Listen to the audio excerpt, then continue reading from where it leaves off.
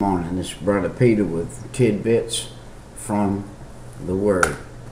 You say, have you been on a long sabbatical? Yes, I have. I've been on a long sabbatical. When that happens, where do you start? If you've had something earth-shaking in your life and you've been away from that which is the norm, that God would have you do, not that you do of your own self, but that God would have you do.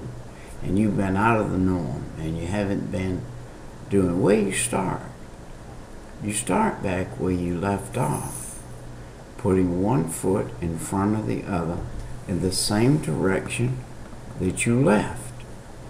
I probably have not been in front of this computer, if I went back and looked at the date now, in a couple months. Anything that God does, the devil hates. Have you been, Brother Peter, backslid, cold and indifferent? Not in a sense of the word, I have, yes. In another sense, I've just had a different shaking in my life and a different things happening. I don't know when anybody, anywhere, at any time, or when this particular excerpt will be seen. But when it is, I want you to know I'm coming back to the day I stepped away, and I'm stepping back in. And if I was not saying this, or you did not calculate or read the difference from the dates that I was on and the dates I haven't been on, you would not pick up the fact that the program here has been interrupted for about 60 days. And those 60 days are long days to me, because I know where I feel like God opened the door for me, and therefore I should be in that door. If it wasn't but 10 minutes a day, one a day, it's 365 of them in a year. And what are they doing? They're put on here to be a record of the life of a man called Peter. And it's a record that I follow God. I am the man called Peter that follows the Lord Jesus Christ. And because I am, I'm supposed to be stable.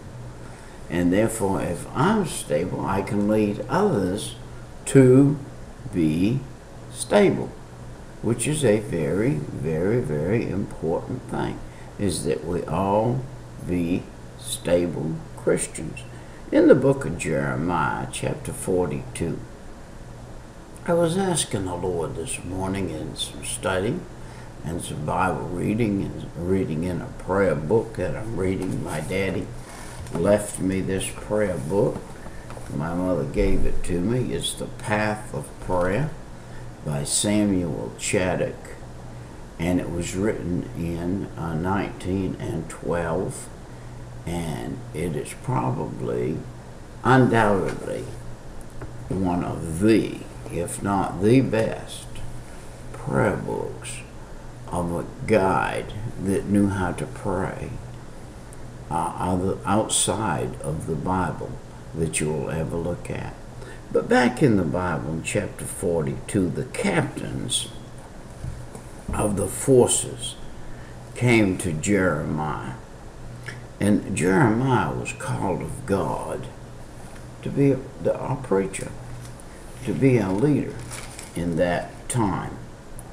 And they were in it was in the final years of the captivity of the time that they were in. And there were some judgments being taken place, and there were some prophecies being taken place, and there were advices flying around from everywhere under the sun. It was like today, in Jeremiah's day on the earth. Everybody had an advice.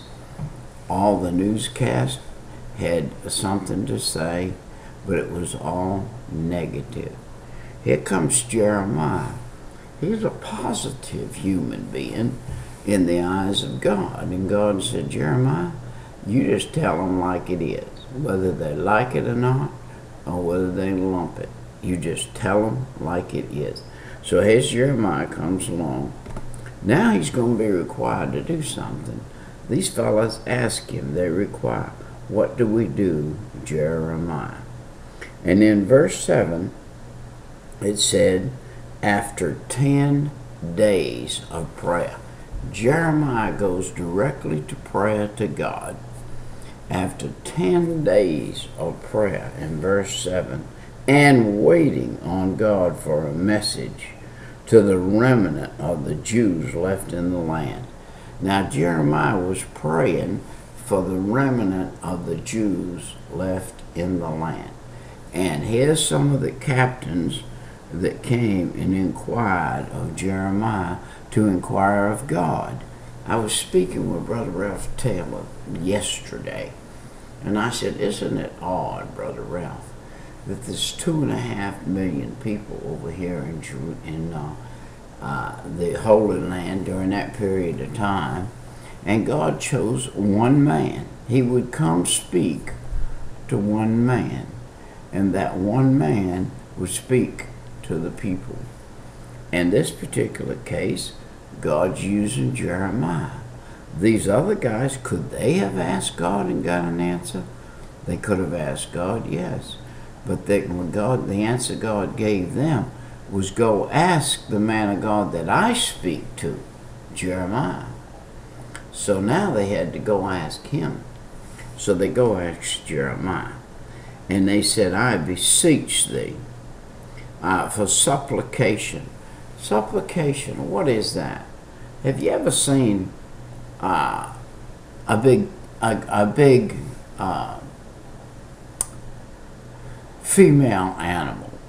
When I was young, we lived near a pig farm, and there would be a big female pig laying there, and she had a litter of piglets. And those little piglets, there might be as many as 15. They all came and suckled on her for something to drink.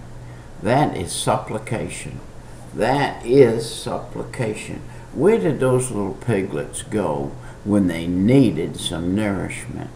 They went to the head. They went to the mama. They went and they supplicated on her little nipples there that God gave the animal and the way to feed those little animals. The same way with a mother and a baby. This picture of supplication is coming to God in your time of need. There's nowhere else you can go. There's nowhere else you can supplicate and get the right answer. You need mama's milk, and you need God's advice. If you want advice from God, you must come and supplicate with him. If you do not, you will not get the right answer. Now, here's Jeremiah. He's a prophet.